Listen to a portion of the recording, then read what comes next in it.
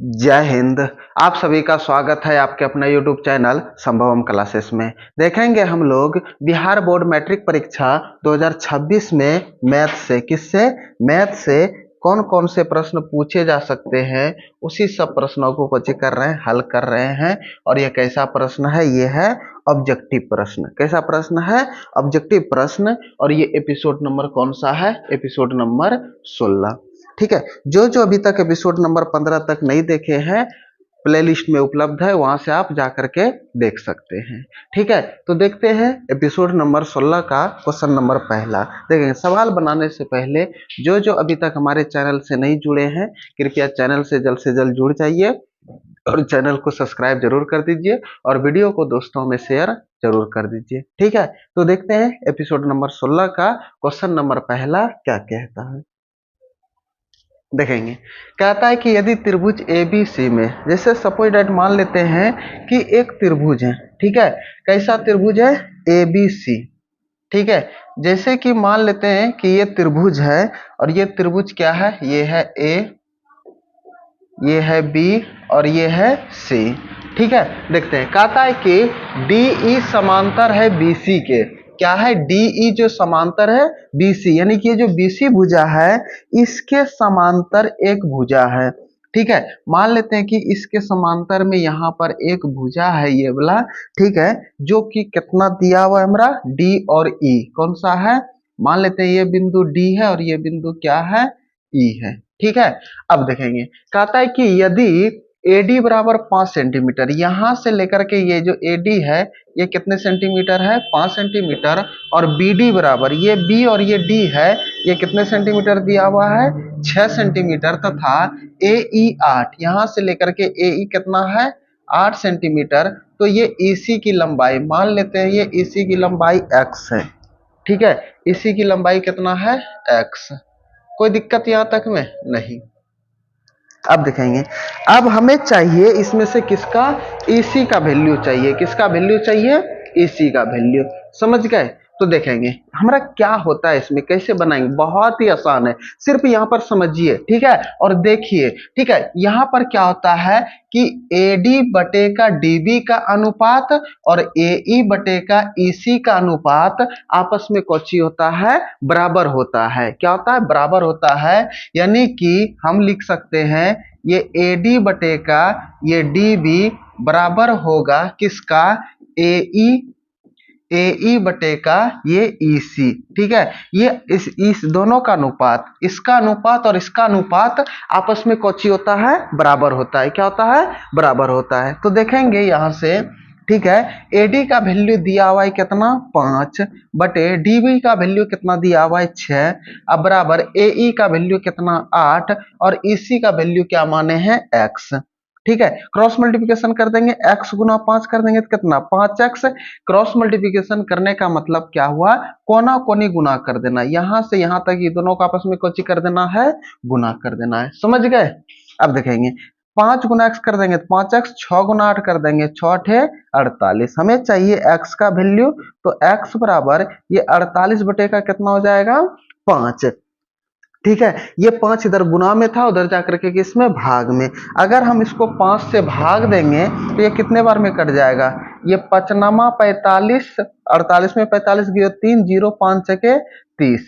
यानी कि यहां से अगर हम x का वैल्यू ज्ञात करेंगे तो ये 9.6 सेंटीमीटर होगा।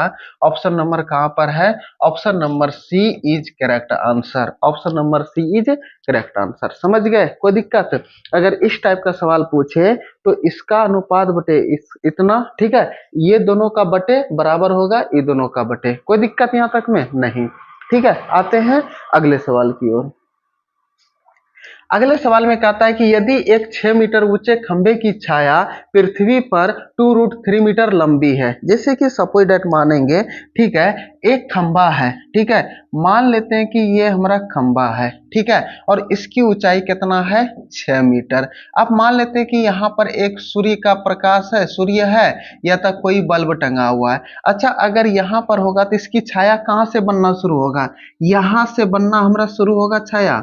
मान लेते हैं कि यहाँ तक छाया आया और जो कि छाया की लंबाई कितना है 2√3, यानी कि यहाँ से लेकर के यहाँ तक कितना 2√3। तो उसका उन्नयन कोण यानी कि नीचे से ऊपर की ओर देखने पर, ठीक है, अगर हम यहाँ से ऊपर की ओर देखेंगे, यहाँ पर देखेंगे और यहाँ पर जो कोण में बनेगा इसी को बोलते हैं उन्नयन कोण, यानी कि इसको हम थीटा से सूचित करते हैं कि नहीं। ठीक है, तो देखेंगे अब इसका नामकरण कर देते हैं, इसको मान लेते हैं ए, इसको मान लेते हैं बी, इसको मान लेते हैं सी। अच्छा, जब एक सीधा लंबा रहता है और यहाँ पे छाया बन रहा है तो यहाँ पर 90 डिग्री कोण हो गया, और जब 90 डिग्री कोण हो गया तो इसमें किसका प्रयोग होता है, ये होता है समकोण त्रिभुज होता है हमारा।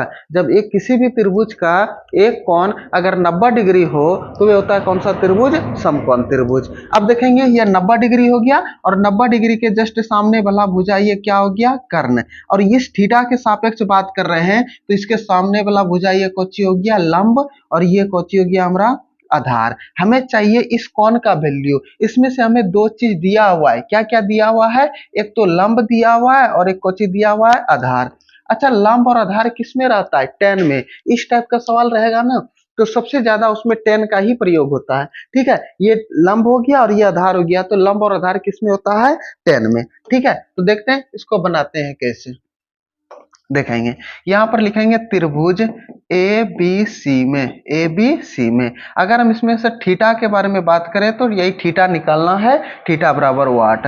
अगर हम इसमें लंब के बारे में बात करें तो लंब कितना है, 6 मीटर। अगर हम इसमें आधार के बारे में बात करें तो आधार कितना है, 2√3 मीटर। ठीक है, तो देखेंगे जिसमें लंब और आधार दिखे तो किसका प्रयोग होता है, tan का। तो यहाँ पर लिखेंगे हम tan थीटा बराबर क्या होता है, ये होता है लंब बटे का आधार। tan थीटा बराबर क्या होता है, लंब बटे का आधार।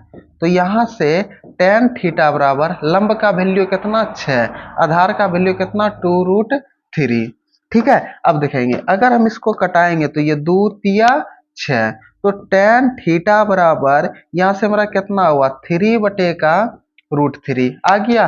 निचवा में रूट रखते नहीं है इसलिए। अच्छा, ये ऊपर वाला जो 3 है, ठीक है, हम इसको लिख सकते हैं √3 इंटू √3, यानी कि √3 गुना √3 करेंगे तो कुछ ही आ जाएगा, 3 ही आएगा कि नहीं। ठीक है, और निचवा में क्या है, √3, एगो नीचे का एगो ऊपर का कट गया, तो ये tan थीटा बराबर कितना आ गया, √3। tan थीटा बराबर कितना आ गया, √3। अच्छा, जब tan थीटा बराबर √3 आ गया तो tan में कितने डिग्री कोण का मान √3 होता है, तो tan 60 का वैल्यू होता है। तो यहाँ पर लिखेंगे कि tan 60 बराबर कितना, tan 60 बराबर कितना, √3। तो थीटा के जगह पे कितने डिग्री आ गया, 60 डिग्री। तो ये कोण उन्नयन कोण यहाँ पर कितने डिग्री, 60 डिग्री। तो इसका आंसर कौन हो गया, option number D is correct answer. कोई दिक्कत यहाँ तक में नहीं ना, समझ गए कि कैसे कैसे सवाल को हल किए। ठीक है, तो देखते हैं, आते हैं अब अगले सवाल की ओर। अगले सवाल में कहता है कि रैखिक बहुपद में शून्यकों की संख्या क्या होता है। ठीक है, देखेंगे अगर इस टाइप का सवाल पूछे ना तो इसका पूरा डिटेल से देख रहे हैं क्या क्या होता है। ठीक है, देखेंगे इसमें से ये 10वां क्लास के दूसरा चैप्टर का है। देखेंगे एक होता है रैखिक बहुपद, कौन सा होता है, रैखिक बहुपद। ठीक है, अब देखेंगे सॉरी। ठीक है, अगर हमारा चर की अधिकतम घात जितना रहे उतना शून्यकों की संख्या निकलता है। ठीक है, रैखिक में कौची होता है, इसमें चर की जो घात होता है, अधिकतम घात होता है, वे होता है 1। कितना होता है, 1। ठीक है, पूछेगा कि रैखिक अगर जिस चर की अधिकतम घात 1 हो तो उसको क्या बोलते हैं, रैखिक। क्या बोलते हैं, रैखिक। अगर हमरा इसका रैखिक बहुपद का अगर हमरा व्यापक रूप पूछे तो ये होता है ax प्लस का b। अगर बराबर में 0 दे देंगे तो वे हो जाएगा रैखिक समीकरण। क्या हो जाएगा, रैखिक समीकरण। और यहाँ पर क्या नहीं होना चाहिए, a इक्वल नॉट 0, यानी कि ए के जगह पे क्या नहीं होना चाहिए, 0। और बाकी बात कोई भी संख्या दिखे उससे हमको कोई फर्क पड़ने वाला नहीं है। कोई दिक्कत यहाँ तक में नहीं ना। ठीक है, देखते हैं अगर इसमें से चर की अधिकतम घात 1 है तो वे हमारा रैखिक बहुपद व्यापक रूप कौची हो गया, ax प्लस बी। अगर इसमें हम शून्यक की संख्या पूछे तो इसमें शून्यक की संख्या कितना होता है, इसमें होता है एक। शून्यक की संख्या कितना होता है, एक। तो option number B is correct answer होगा। ठीक है, लेकिन इसमें और थोड़ा सा और अलग कुछ समझ लेते हैं।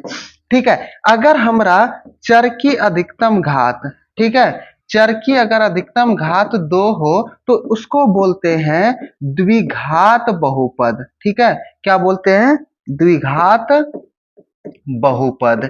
ठीक है, अब देखेंगे अगर इसका व्यापक रूप के बारे में बात करें तो इसका व्यापक रूप होता है, ये होता है ए एक्स स्क्वायर प्लस का बी एक्स प्लस का सी। ठीक है, और जहां ए इक्वल नॉट जीरो, यानी कि ए के जगह पे जीरो देंगे तो क्या चर की अधिकतम घात उसमें 2 होगा, नहीं। जब चर की अधिकतम घात 2 नहीं होगा तो वे हमारा रैखिक बहुपद, सॉरी, द्विघात बहुपद नहीं रहेगा।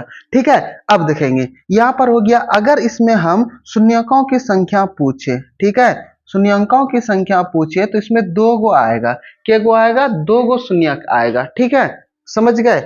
अब देखेंगे अगर हमें इसी में पूछ दे, ठीक है, कि द्विघात बहुपद में दो शून्यकों का योगफल बराबर सूत्र क्या होता है, यानी कि अल्फा प्लस बीटा बराबर, यानी कि दो शून्यकों का योगफल बराबर होता है माइनस बी बाय ए। अगर दो शून्यकों का गुणनफल के बारे में बात करें तो ये होता है सी बाय ए। ठीक है, कोई दिक्कत यहां तक में नहीं।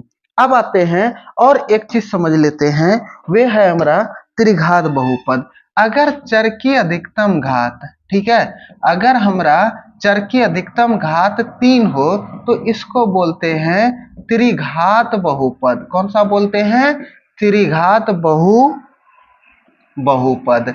ठीक है, अब देखेंगे अगर इसका व्यापक रूप के बारे में बात करेंगे तो इसका व्यापक रूप होता है, ये होता है a x cube plus b x square plus का सी एक्स प्लस का डी। अगर बराबर में जीरो दे देंगे तो हमारा समीकरण होगा, बहुपद नहीं रहेगा तब। ठीक है, अगर इसमें शून्यकों की संख्या पूछे तो हम अभी तुरंत बोले कि चर की अधिकतम घात जितना हो उतना शून्यक निकलेगा। तो इसमें चर की अधिकतम घात 3 है तो क्या गो शून्यक निकलेगा, 3 गो। और यहाँ पर इसमें भी a इक्वल नॉट जीरो, यानी कि a के जगह पे जीरो नहीं होगा।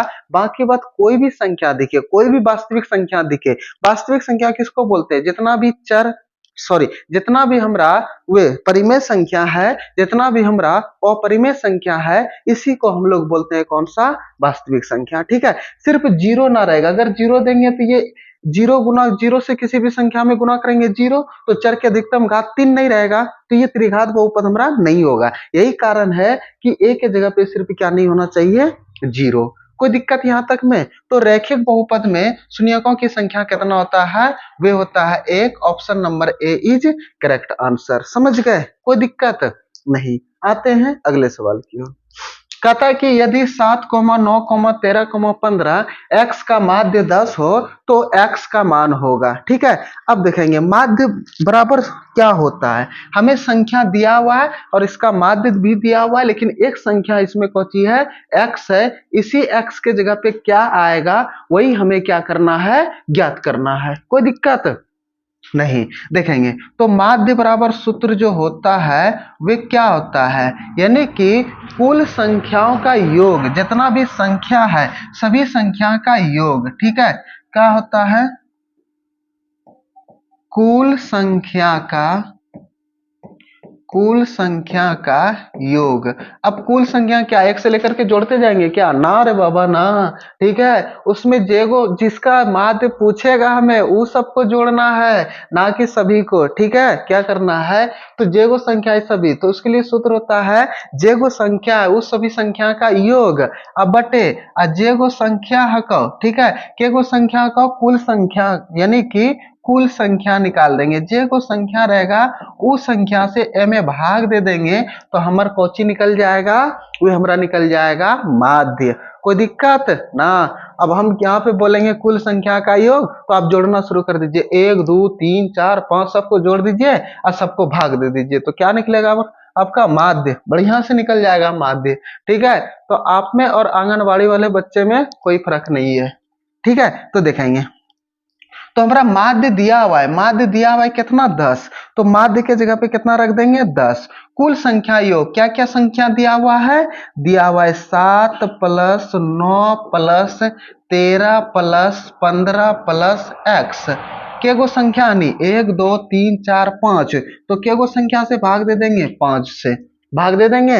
अब ये 5 भाग में इधर आकर के किस में बन जाएगा, गुना में, तो n 10 गुना कितना 5, इस सबको जोड़ेंगे 9 और 7 कितना 9 7 16। अब देखेंगे और 13 और 15 कितना 28, 28 और 16 कितना हो गया 8 6 14 44, कितना 44, तो ये 44 और प्लस का कितना x। ठीक है, 10 गुना 5 कर देंगे, 10 पचे 50। ठीक है, अब बराबर का एक कितना 44 प्लस का x, ये 44 प्लस में को एन आकर के किस में माइनस में, तो 50 माइनस 44 बराबर x, तो 50 में 44 गई कितना 6, तो x का वैल्यू कितना निकल गई 6। ठीक है, तो ऑप्शन नंबर कहां पर है, ए में। ठीक है, option number A is correct answer. समझ गए कैसे माध्य निकालेंगे, पता चल गया। ठीक है, यहां तक में कोई दिक्कत किसी को समझने में नहीं ना, अगर कोई परेशानी है तो बताएंगे कमेंट बॉक्स में जरूर है। ठीक है, और किस तरह से पढ़ाई लगता है वो भी जरूर बताइएगा। ठीक है, तो देखते हैं अब अगले सवाल की ओर। ठीक है, देखेंगे, कहता है कि 0 और 50 के बीच विषम संख्याओं का योग ज्ञात करें। अब देखेंगे योग ज्ञात करने के लिए बोला है, वो भी कौन सा विषम संख्या। अच्छा, विषम किसको बोलते हैं, जिसमें 2 से पूरा पूरी भाग लग जाए उसे विषम ना रे बाबा ना। ठीक है, जिसमें 2 से पूरा पूरी भाग लगे ओके बोलते हैं सम। क्या बोलते हैं उसको, सम। और जे में 2 से पूरा पूरी भाग ना लगे ओकर बोलते हैं कौची, विषम। जैसे कि अगर एक लड़का एक लड़की दोनों में टक्कर हो गया तो कौची, मिल गया तो सम, और ना मिलल तो अगर चपलवा खोल के मरलक तो कौची हो जाएगा तब विषम। ठीक है, देखते हैं, जिसमें 2 से पूरा पूरी भाग लग जाए क्या बोलते हैं सम, और जिसमें 2 से पूरा पूरी भाग ना लगे उसे क्या बोलते हैं विषम। ठीक है, अब देखते हैं, कहता है कि 0 और 50 के बीच विषम संख्याओं का योग, इसको हम एपी पद में पहले ले लेते हैं। ठीक है, देखेंगे 0 और 50 के बीच में योग ज्ञात करना है। ठीक है, 0 से 50 के बीच में कौन कौन सी विषम संख्या आता है उस पर ध्यान देते हैं। 0 1, उसके बाद 3, उसके बाद 5 7 9 डॉट डॉट डॉट 49 आएगा। 0 और 50 के बीच में 0 विषम है नहीं है, 50 मेरा विषम है नहीं, तो दोनों को नहीं लेंगे। ठीक है, 49 तक लेंगे इधर से 1 से। अच्छा, ये हमारा एपी पद में आ गया। ठीक है, देखिए सभी में समान अंतर है, 2 का अंतर है, तो ये एपी पद में आ गया। अच्छा, एपी पद में आ गया तो योग ज्ञात करने के लिए ना 2 गो सूत्रवा होता है हम लोग के पास। कौन कौन, एगो देखेंगे, एगो बड़का वाला होता है, एगो छोटका वाला होता है। तो एसएन बराबर कौची होता है, n बटे का 2 into 2a plus n minus 1 into D. ठीक है, और एक होता है एन बराबर n बटे का 2 इंटू ए प्लस का ए एन। ठीक है, ये होता है। अब देखेंगे n हमको चाहिए, क्या क्या चाहिए, ए चाहिए, एन चाहिए, डी चाहिए। लेकिन अब देखेंगे योग ज्ञात करने के लिए सब चाहिए। ये जो एन होता है, एन बराबर पदों की संख्या होता है। ठीक है, अब इसमें केगो पद है पता है हमें नहीं, हमें पद पहले निकालना होगा तब हम योग ज्ञात कर सकते हैं। ए भी पता है, ए एन भी पता है, छोटका वाला सूत्र का अगर हम प्रयोग करेंगे तो ए भी पता है, ए एन भी पता है, लेकिन एन नहीं पता। ठीक है, यही तो हमें निकालना है। तो एन निकालने के लिए हमको अंतिम पद वाला सूत्र लिखना होगा। कौन बोला, ए एन बराबर a plus n minus 1 into d. इस सूत्र के मदद से हम कौची निकाल लेंगे, एन का वैल्यू निकाल लेंगे। ए में रख देंगे एन का वैल्यू, ए का वैल्यू, ए एन का वैल्यू, तो ये सभी विषम संख्याओं का योग हमें ज्ञात हो जाएगा। ठीक है, तो ए चाहिए, डी चाहिए, ए एन चाहिए यहां से ज्ञात करने के लिए। तो यहाँ पे प्रथम पद कितना है 1, डी का वैल्यू कितना है 3 माइनस 1 बराबर का कितना 2, क्योंकि दूसरे पद में पहले पद को घटाते हैं तो डी का वैल्यू, तीसरे पद में दूसरे पद को घटाते हैं तो डी का वैल्यू, यानी कि सार्वंतर में ज्ञात होता है कि नहीं। ठीक है, देखेंगे अब यहां से n का वैल्यू नहीं पता, n बराबर वाट, ए एन बराबर 49, ये होता है अंतिम पद बोलते हैं। एन को क्या बोलते हैं, अंतिम पद। अंतिम पद पर क्या है 49। तो अब इस सूत्र का मदद से हम लोग का बना सकते हैं कि नहीं। ठीक है, आ जा तोर काम है नहीं। ठीक है, देखेंगे ए एन के जगह पे कितना रख देंगे 49, ए के जगह पे 1, एन के जगह पे नहीं खे पता, डी के जगह पे 2, ई प्लस में आकर एन आकर के किस में माइनस में, तो 49 माइनस 1, और ये 2 गुना में है, इधर आकर के किस में भाग में, तो एन माइनस 1, 49 में गयो कितना 48, अब बटेगा कितना 2, अब बराबर एन माइनस 1, 2 से भाग दे देंगे 24 बार में। ठीक है, अब इधर हमारा बचा 24 और इधर n माइनस ये कौची बन, इधर n माइनस का 1, ये माइनस का 1 है, बराबर किस बार में आएगा, किस में प्लस का 1, तो ये 24 प्लस का 1 बराबर n, तो 24 1 25 बराबर का n, यानी कि n का वैल्यू निकल गया कितना 25। ठीक है, और एक बात जरूर याद रखिएगा, ठीक है, कि अगर हमको डायरेक्ट ऑब्जेक्टिव में पूछे तो कैसे, ठीक है, अगर मान लो कि 0 से शुरू हो रहा है 50 तक में या तो 100 तक में, जितना भी होगा, अगर सम विषम पूछे तो आधा आधी होता है, आधा सम और आधा विषम होता है। ठीक है, 0 से 50 के बारे में बात करेगा तो सम होगा 25 गो और विषम भी होगा के गो 25 गो। ठीक है, तो यहां से भी n की संख्या कितना निकला है 25। तो अगर आपको एग्जाम में डायरेक्ट पूछे, हमें आपको बताना था, इसलिए हम ये सब निकाले। ठीक है, नहीं तो हम भी डायरेक्ट बोल देते आपको कि 0 से 50 के बीच में सम 25 को होता है और विषम भी 25 को होता है, तो n का वैल्यू 25 निकल गया। अब इस पे रख करके आप बना सकते हैं। इतना बोलने में हमको कोई दिक्कत लगा था नहीं, लेकिन आपको समझाना था, हमें बनाना था, इसलिए हम इसको निकाले, कोई दिक्कत नहीं। ठीक है, अब समझते हैं। अब हमें से n का वैल्यू पता चल गया, a का वैल्यू भी पता है, अंतिम पद भी पता है, तो a सूत्रवा पे लिख करके हम लोग बना सकते हैं। तो अब बनाबो, ठीक है, तो देखते हैं बनाते हैं। अगर तोहर कलमा में दम होई तो तू सवाल बनैबो। ठीक है, बनाबो। n का वैल्यू कितना 25, तो 25 बटे का कितना 2, 1 प्लस और ये 49। ठीक है, तो s 25 बराबर ये 25 बटे का 2 गुना कितना 50, ये 2 से 25 बार में कट जाएगा 25 बार में, तो s बराबर 25 गुना 25 कितना आ गया 625, यानी कि 0 से 50 के बीच में विषम संख्याओं का योग कितना होगा 625। Option number B is correct answer, option number B is correct answer. समझ गए किस प्रकार से बना सवाल, कोई दिक्कत नहीं ना, कोई परेशानी नहीं। तो आपको डायरेक्ट इस तरह से भी मारना है कि अगर हमें लगातार विषम संख्या का योग पूछे तो जो विषम संख्या है ना उस पे पावर n कर देना है, आपका निकल जाएगा। ठीक है, जैसे कि अगर हमें 0 से 40 के बीच में विषम संख्या का योग पूछेगा तो 0 से 40 के बीच में क्या गो विषम संख्या, तो 20 को विषम होगा और 20 को सम होगा, तो 20 का स्क्वायर कर देंगे, 20 विषांग 400 हो जाएगा उसका योग कुल। समझ गए, कोई दिक्कत, आप अपना जितना एक्स्ट्रा दिमाग लगा सकते हैं वे आपके लिए फायदेमंद रहेंगे। ठीक है, आते हैं अगले सवाल की ओर। कहता है कि 144 के अभाज्य गुणनखंड में 2 का घातांक कितना है। इस टाइप का एग्जाम में को जरूर पूछेगा। ठीक है, इसको देख लीजिए बढ़िया से।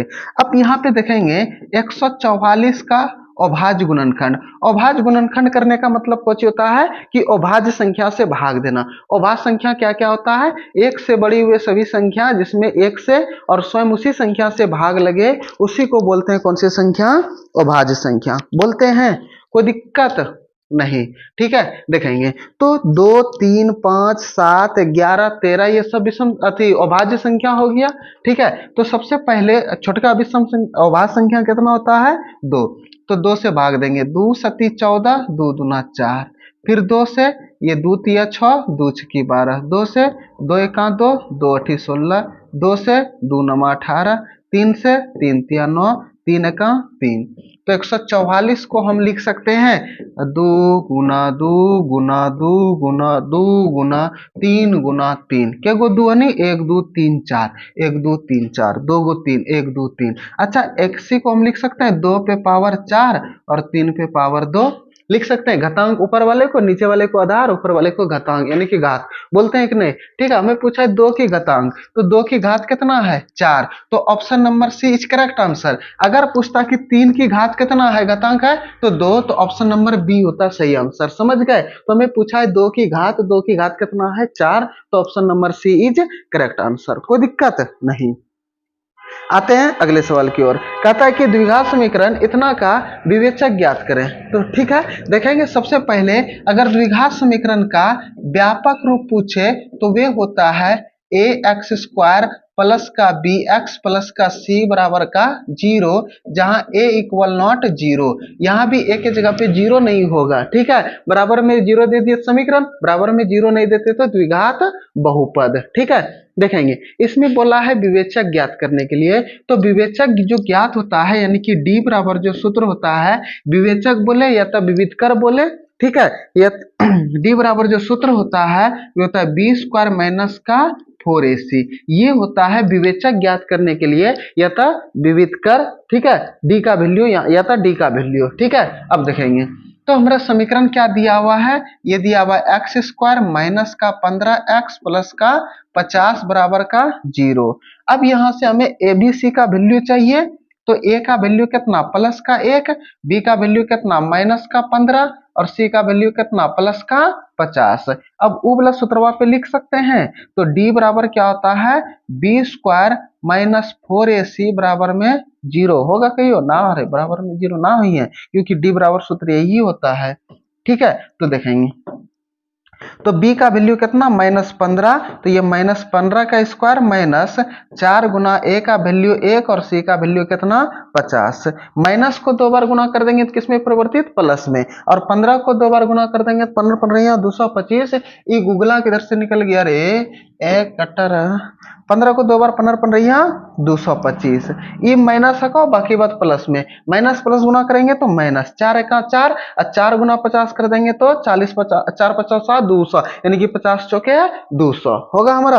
अब 225 में 200 चल जाई हैं तो कितना बचियन 25, यानी कि इसका जो विवेचक आ गया कितना आ गया 25। ठीक है, तो option number A is correct answer. Option number A हमारा कोची हो गया सही आंसर। समझ गए? नहीं समझे? नहीं समझे फिर से वीडियो देखे, रिपीट करके पीछे करे कर। ठीक है, अब देख लेंगे। ठीक है कोई दिक्कत नहीं है। नहीं समझे? ठीक है, तो फिर से रिवर्स कीजिएगा, वहां से देखिए समझ में आ जाएगा। ठीक है, तो देखते हैं। अभी तक आप लाइक नहीं किए, लाइक जरूर कर दीजिए वीडियो को। ठीक है, दोस्तों में शेयर जरूर कर दीजिए। ठीक है, तो आते हैं अगले सवाल की ओर।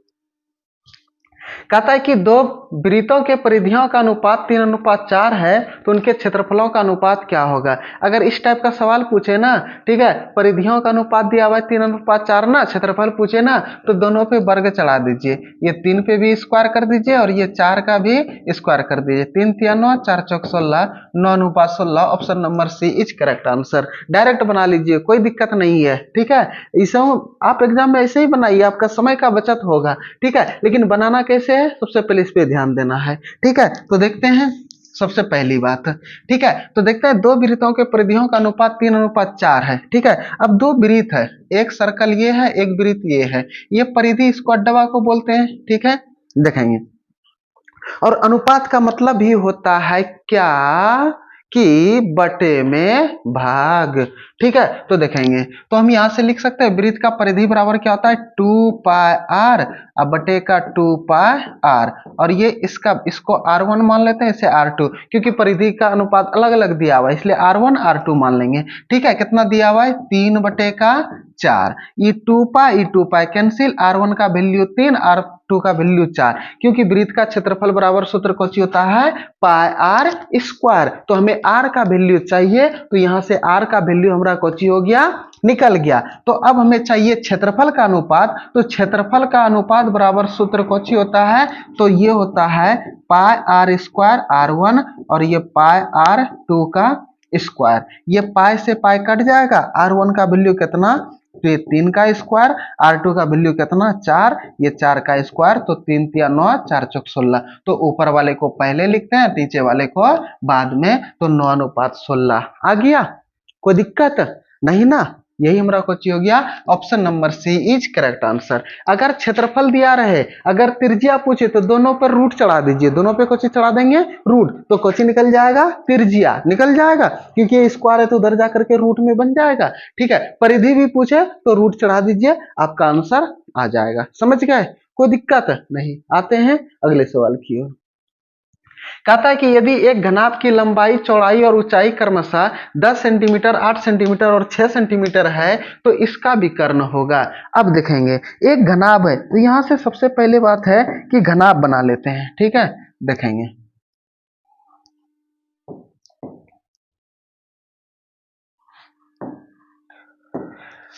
देवराट का करी ना करी रे, आएंगे तेरे पड़ जाने वाले आशिक ऐसा कहूं, इसके की बाजी नहीं।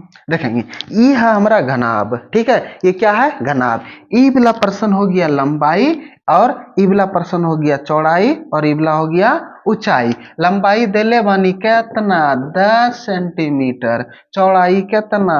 8 सेंटीमीटर। ऊंचाई कितना? 6 सेंटीमीटर।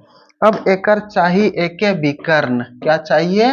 विकर्ण। ठीक है, तो देखेंगे लंबाई दिया हुआ है हमारा 10 सेंटीमीटर, चौड़ाई दिया हुआ है 8 सेंटीमीटर, ऊंचाई दिया हुआ है 6 सेंटीमीटर। तो घनाभ का जो विकर्ण होता है उसके लिए जो सूत्र होता है वो होता है ये, घनाभ का विकर्ण बराबर ये होता है अंडर रूट लंबाई का स्क्वायर प्लस चौड़ाई का स्क्वायर प्लस ऊंचाई का स्क्वायर। ये होता है घनाभ का विकर्ण बराबर सूत्र। ठीक है, तो लंबाई कितना है? 10, तो ये 10 का स्क्वायर, चौड़ाई 8 तो ये 8 का स्क्वायर, ऊंचाई 6 तो ये 6 का स्क्वायर और इसी पर क्या रहेगा?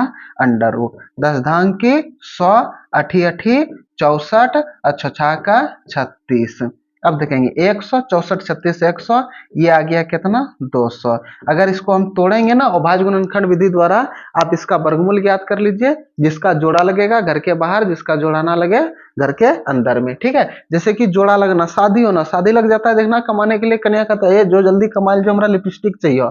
ठीक है, तो उसको कमाने के लिए बाहर भेज देता है। तो जिसका जोड़ा लगेगा घर के बाहर कर देंगे, जिसका जोड़ा नहीं लगेगा उसको घर के अंदर में। ठीक है, तो देखते हैं अगर हम 20 को तोड़ेंगे तो 10 ढांग की 100। ठीक है, और ये अंडर रूट 2 इतना सेंटीमीटर आ जाएगा इसका कौचे? विकर्ण। ठीक है, देखेंगे तोड़ करके बता देते हैं। ये 200, 2 से 100 दुना 200, 2 से 50 दुना 100, 2 से कितना आ जाएगा? 25 दुना 50, ये 5 है 25, 5 का 5। देखेंगे ये दोनों का जोड़ा लगा, एक ठो घर के बाहर, ये 5 का जोड़ा लगा, एगो 5 बाहर, ये 2 का जोड़ा नहीं लगा, एको घर के अंदर में। तो 5 दुना 10 रूट 2 आ गया। कितना सेंटीमीटर विकर्ण? कोई दिक्कत समझने में? विकर्ण कैसे निकालेंगे? कोई दिक्कत नहीं। आते हैं अगले सवाल की ओर। ठीक है, कहता है कि किसी पूर्णांक p के लिए, अब देखेंगे ये p पूर्णांक के लिए प्रत्येक सम पूर्णांक का रूप है। ठीक है, इसमें कुछ छोटा अगर धनात्मक पूर्णांक होगा। ठीक है, किसी धनात्मक पूर्णांक p के लिए। ठीक है, अब देखेंगे सवाल है पहला चैप्टर का, ये 10वां का पहला चैप्टर। सम पूर्णांक के लिए रूप होगा, हर हमेशा सम पूर्णांक किस में आएगा? अच्छा, सम कब आएगा? जब जब 2 से भाग लग जाएगा वे सम आएगा। ठीक है, अब पूर्णांक पूछा है तो पूर्णांक किसको बोलते हैं? धनात्मक पूर्णांक। 1 2 3 4 5 इसी तरह से कहां तक बढ़ जाएंगे? अनंत तक। इसको पूर्णांक बोलते हैं कि नहीं? ठीक है, तो देखेंगे अगर हम पहला नंबर ऑप्शन चेक करते हैं, ये 2p + 1, तो यहां से अगर हम इसका कैलकुलेशन करेंगे तो अगर हम p का वैल्यू 1 लेते हैं और ये प्लस का 1, 2 1 2, 2 1 3, क्या 2 से भाग लगा? नहीं। अगर हम p का वैल्यू 2 लेते हैं और ये 1 जोड़ते हैं, क्योंकि इसी रूप का है ना, तो 2 दूना 4 1 5 हुआ हमारा। नहीं समझ रहे हैं? अब इसको हम चेक कर रहे हैं। क्या कर रहे हैं कि कोई सम पूर्णांक का रूप का है कि नहीं, इनमें से चारों को चेक करना है। ठीक है, सम पूर्णांक। सम पूर्णांक कब होगा? जब जिसमें 2 से पूरा पूरी भाग लग जाएगा सम, और 2 से पूरा पूरी भाग ना लगे तब विषम। ठीक है, तो देखेंगे यहाँ पर ये पहला ऑप्शन चेक करते हैं, ये है 2p + 1, और ये जो p है ना, p हमारा कोई पूर्णांक है। कैसा पूर्णांक? धनात्मक पूर्णांक। तो धनात्मक पूर्णांक क्या क्या होता है? 1 2 3 4 5 6 7 8 9 10 कहां तक? अनंत तक। ठीक है, ये होता है। तो p के जगह पे एक बार 1 रख करके देखेंगे, तो p के जगह पे 1 रखे और ये 1 प्लस का जो है सवाल का, तो 2 1 2 1 3। अगर हम p के जगह पे 2 रखे और 1 जोड़े, 2 1 2 दूना 4 और 1 5, अगर हम p की जगह पे 3 रखें तो प्लस का 1 3 दूना 6 1 7, ये 3 में 2 से पूरा पूरी भाग नहीं लगा, 5 में भी नहीं लगा, 7 में भी नहीं लगा, यानी कि ये हर हमेशा विषम में आ रहा है। अगर विषम पूछता तब ये आंसर होता ए, लेकिन सम पूछा है तो ये होगा नहीं। p का वैल्यू कभी सम आएगा और कभी विषम आएगा। अगर 1 लेंगे तो विषम, 2 लेंगे तो सम, 3 लेंगे तो विषम, 4 लेंगे तो सम। तो कभी आ रहा है कभी नहीं आ रहा है, ठीक है। अब यहाँ पे सी नंबर ऑप्शन चेक करते हैं, ये है p प्लस का 1, अगर 1 प्लस का 1 लेंगे तो कितना 2, अगर p का वैल्यू 2 लेंगे और 1 जोड़ेंगे तो कितना आ जाएगा 3, यानी कि कभी सम आ रहा है तो कभी विषम। क्या ये भी होगा? नहीं। चौथा ऑप्शन तो होबे करेगा, नहीं हुआ ये तीनों तो मार दें हड़बड़ा करके, ठीक है। देखेंगे अगर 2 के जगह 1 रखते हैं p के जगह पे, ये 2p होता है ना, तो p के जगह पे 2 1 2, p के जगह पे कितना 2 2 दूना 4, p के जगह पे 3 2 तिया 6, p के जगह पे 4 2 चौके 8, यानी कि किसी भी संख्या में अगर हम 2 से गुना करेंगे तो वे सम संख्या आएगा। कौन सी संख्या आएगा? सम संख्या, ठीक है। तो हर प्रत्येक सम पूर्णांक किसके लिए हुआ? 2p के लिए। Option number D is correct answer, option number D is correct answer. समझ गए यहां तक में? देखेंगे कोई दिक्कत यहां तक में नहीं ना, केने घुस गए रे एने, ठीक है। अब देखेंगे प्रत्येक एपिसोड में हम लोग 10 प्रश्नों को हल करते हैं और ये एपिसोड नंबर 16 है, 10 प्रश्नों को हल कर दिए, ठीक है। तो ठीक है, अगर आपको किस तरह से समझ में आया, सवाल नहीं आया, कमेंट बॉक्स में आप जरूर बताइए, ठीक है। और अगर आप हमारे चैनल पर नए हैं तो चैनल को सब्सक्राइब जरूर कर दीजिए और वीडियो को दोस्तों में शेयर जरूर कर दीजिए, ठीक है। तो आज इतना ही, ठीक है। तो आप लोग देखते रहिए, हंसते रहिए, मुस्कुराते रहिए और हमारे वीडियो को ताबड़तोड़ शेयरिंग करते रहिए। फिर मिलते हैं अगले एपिसोड में। जय हिंद।